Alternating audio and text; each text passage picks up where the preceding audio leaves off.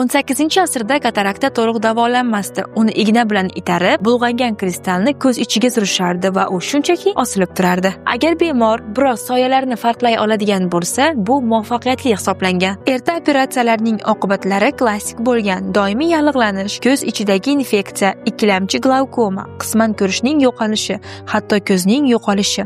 1747-yilda fransuz jarrohi Jak Daviel kataraktani itarib tashlash emas, balki jarrohlik yo'li bilan olib tashlashga qaror qildi. U birinchi bo'lib shaffof qoplama korneya kesimi orqali kristalni olib tashladi. Hech qanday umumiy behushlik, anesteziya yoki antiseptiklar yo'q edi. Bemorga eng ko'pi bilan opiatlar yoki spirt berilgan.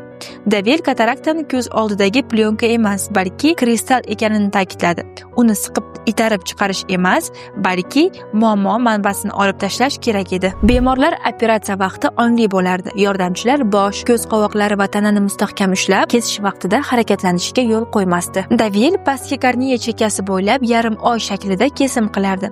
Korneya nerv tolalari bilan boy va shaffof bo'lganligi uchun og'riq juda kuchli edi. Ba'zilar hushini yo'qotardi, boshqalar esa harakatga kelardi.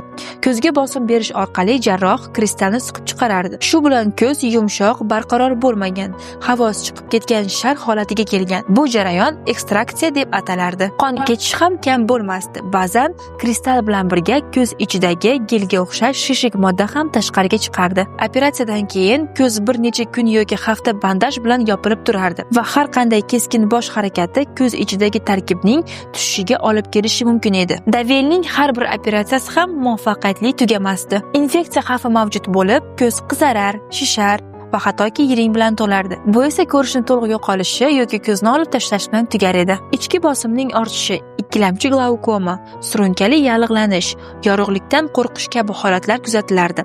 Odam bir necha hafta qorong'ilikda o'tirishga majbur bo'lardi. Shunga qaramay, Daviel statistikasi o'sha davr uchun inqilobiy edi. Kristal olib tashlangach, tabiiy linza yo'q bo'lgan bemor afatik holatga kelardi. Ko'rishi buzilgan, juda yorqin ko'rinardi. Bemor kuchli ko'zoynaklarga muhtoj bo'lar, ularning katta linzalari ko'zlarni kattalashtirib, bemorning yuzini karikaturaga o'xshatardi. Ammo bu ko'rishni tiklash uchun zarur narx edi. Bemor yana yuzlarini farqlash imkoniyatiga ega bo'lardi.